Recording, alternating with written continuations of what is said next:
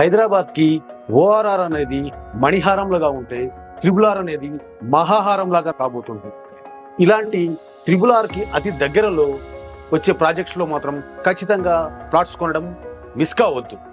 ఎందుకంటే ఇక్కడ span of 3 to 4 yearsలో మనం పెట్టిన పెట్టుబడి డబుల్ కాబోతుంది.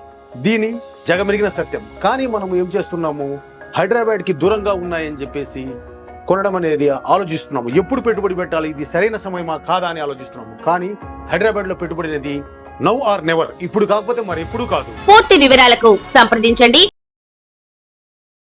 నమస్తే, శ్రీమాత్రే నమః. ఈ మాసం గోచార ఫలితాలు మనకి సెప్టెంబర్ నుంచి అక్టోబర్ తెలుసుకుందాం. అక్టోబర్ నుంచి నవంబర్ మాసం ఎలా ఉంటుందని తెలుసుకుందాం. గోచార ఫలితాలు అక్టోబర్ మాసంలో ఎవరికి ఎలా ఉంటుంది, ఏ రాశి వాళ్ళకి ఎలా ఉంటుంది. గోచారంలో మనకు చూసుకుంటే ఇప్పుడు మీనరాశిలో రాహు, వృషభ రాశిలో గురువు, మిథున రాశిలో కుజుడు, కన్యా రాశిలో కేతువు, రవి, బుధులు, కుంభరాశిలో శని భగవానుడు, వక్రిస్తున్న శని భగవానుడు.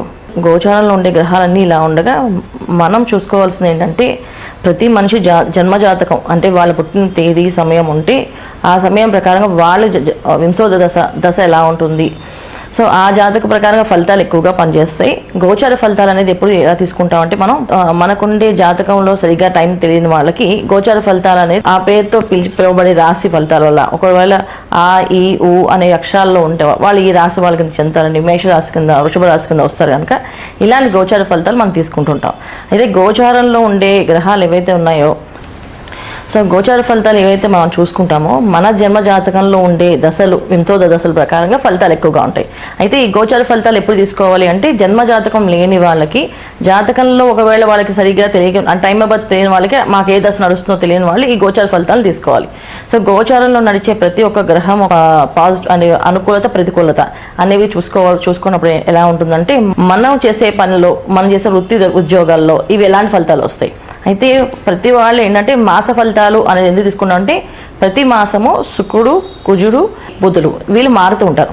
సో మారడం వల్ల ఏంటంటే మంచి ఉద్యోగాల మీద, కాస్త వ్యాపారాల మీద, వివాహాల మీద కాస్త ఇబ్బందులు పడుతూ ముందుకు అనుకూలంగా ప్రతికూలంగా మారే అవకాశం ఎక్కువగా ఉంటుంది. అందువల్ల మనం ఏంటంటే ఈ గోచర ఫలితాలను చూసుకుంటూ ఉంటాం. అయితే ఈ రాశి ఫలాలు ఎప్పుడైతే చూసుకుంటామో ఈ రాశి ఫలాల్లో ఉన్న విషయాలని అంత పెద్దగా మైండ్లోకి ఎక్కించుకోకుండా పరిహారం మాత్రం చేయండి. ఎందుకంటే ప్రతిదీ కొంతమందికి కొన్ని రాశులకి అనుకూలంగా ఉంటుంది, కొన్ని రాశులకి ప్రతికూలంగా ఉంటుంది. సో మాకు ఈ రాశి ఈ మాసం బాలేదు కదా, అందుకని నిజంగా ఫలితాలు మా మీద ఇబ్బంది పడతాయేమో అంటే తెలియదు. ఎందుకంటే మన జన్మ జాతకంలో ఏవైతే గ్రహస్థితి నడుస్తుందో ఖచ్చితంగా ఆ జన్మ జాతకంలో ఉండే ఫలితాలు మాత్రమే ఎక్కువగా వస్తాయి. గోచర ఫలితాలు అనేది కాస్త తక్కువగా వస్తాయి. కాకపోతే ఇబ్బంది అనేది పడతాం ఖచ్చితంగా. వర్షం పడితే గొడుగు పట్టుకు వెళ్ళినట్టుగా మన లైఫ్లో కాస్తంత ఇబ్బంది వస్తే దానికి మనం పరిహారం చేసుకోవాలి. అలా పరిహారం అనేది కంపల్సరీగా పాటించండి.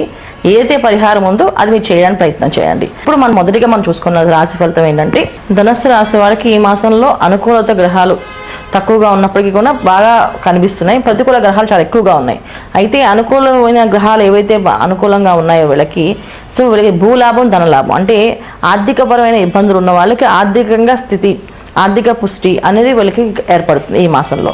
తర్వాత వ్యాపార రంగంలో రాణించాలనుకునే వాళ్ళకి వ్యాపార విషయంలో మంచి పార్ట్నర్స్ దొరికి వ్యాపారం రాణించడం కానీ, రాణింపు కానీ, వ్యాపార మార్పులు కానీ జరిగే అవకాశం. అంటే ఎప్పటి నుంచో వ్యాపారం సరిగా జరగట్లేదు, ఈ వ్యాపారం ఎలా మార్చాలనుకుంటున్నాం, ఈ వ్యాపారాన్ని ఏ విధంగా మారిస్తే బాగుంటుంది, ఏ విధంగా మార్పులు చేస్తే బాగుంటుంది అనుకునే వాళ్ళకి ఈ మాసంలో అలాంటి మార్పులు చేసే అవకాశం కనిపిస్తుంది.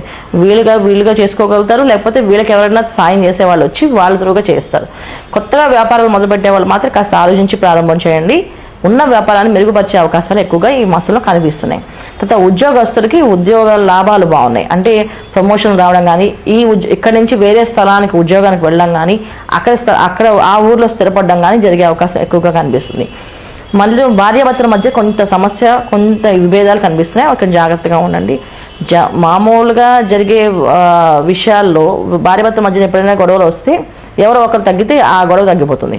కానీ ఈ మాసంలో ఏంటంటే భార్యాభర్తలు ఇద్దరి మధ్యలో గొడవలు వస్తే ఇద్దరు ఆగకుండా గట్టిగా పోట్లాడుకునే అవకాశం ఎక్కువగా ఉంది. అందుకని ఇద్దరు పరిహారం చేసుకోవాల్సింది ఏంటంటే ఇద్దరు కామ్గా ఉండాలి అని ముందే రాసుకోండి. ఈ మాసంలో ఏదైనా గొడవ వస్తే ఇద్దరం కలిపి ఒకేసారి సారీ చెప్పుకోవాలి, లేదా ఇద్దరం ఒకేసారి మాట్లాడుకుందాము అనుకోవాలి.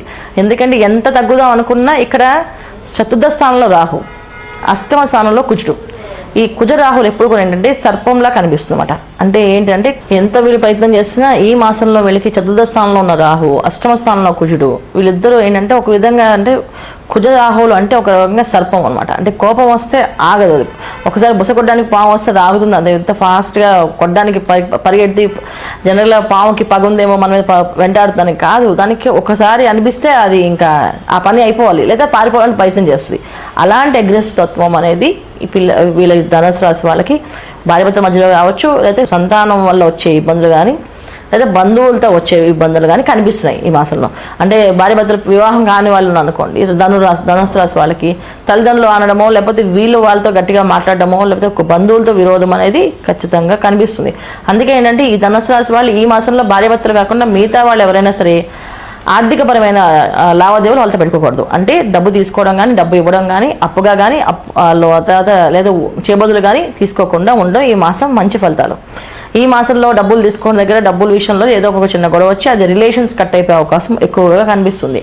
సో ధనుసు రాశి వాళ్ళు తీసుకోవాల్సిన జాగ్రత్తలు ఏంటంటే ఇంట్లో వాళ్ళ దగ్గర డబ్బు అప్పుగా తీసుకోకూడదు, చేబదులుగా తీసుకోకూడదు, ఈ మాసం తీసుకోకూడదు. ఒకవేళ తీసుకోవాలనుకుంటే ఈ మాసం మాత్రం తీసుకోకండి. ఈ మాసం మీకు ప్రతికూలంగా కనిపిస్తుంది.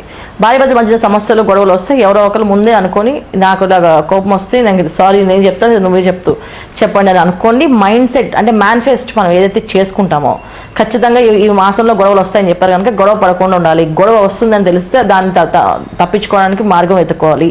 ఈ విధంగా వెళ్ళడం వల్ల అనుకూలంగా ఉంది. సో ధనుసు రాశి వాళ్ళకి అన్ని విధాలా బాగుంది, కానీ కుటుంబ పరంగా సమస్యలు ఉన్నాయి కనుక వీళ్ళు చేసుకోవాల్సిన పరిహారం, ధనుసు రాశి వాళ్ళు చేసుకోవాల్సిన పరిహారం లక్ష్మీ నరసింహస్వామి ఆరాధన. సో ప్రతి శుక్రవారం లక్ష్మీ నరసింహస్వామి గుడికి వెళ్ళడం, అక్కడ అష్టోత్తరం చేయించడం, వీలైతే అమ్మవారికి తాంబూలం ఇవ్వడం. తాంబూలం అంటే చీర, రవిక, గాజులు, తర్వాత సుగంధ ద్రవ్యాలు, అమ్మవారికి సువాసన ఇచ్చిన పువ్వులు, సువాసనం కలిగే పువ్వులు అంటే మల్లెపూలు కానీ, జాజి పూలు కానీ, మాల అలా అమ్మవారికి ఇవ్వడం వల్ల మంచి ఫలితాలు వీరికి కనిపిస్తాయి. భార్యాభర్తల మధ్యన అన్యోన్య దాంపత్య జీవితానికి అనుకూలంగా ఉంది. తర్వాత ఏంటంటే చతుర్థ స్థానంలో ఉన్న రాహు వల్ల వీళ్ళకి మోసపోయే అవకాశం ఎక్కువగా ఉంది కనుక ప్రతి ఆదివారం గోశాలకు వెళ్ళడము, గోవుకి కాస్త ప్రదక్షిణాలు చేయడము, నానబెట్టిన గోధుమల్ని గోవుకు తినిపించడం వల్ల మెరుగైన ఫలితాలు కనిపిస్తున్నాయి.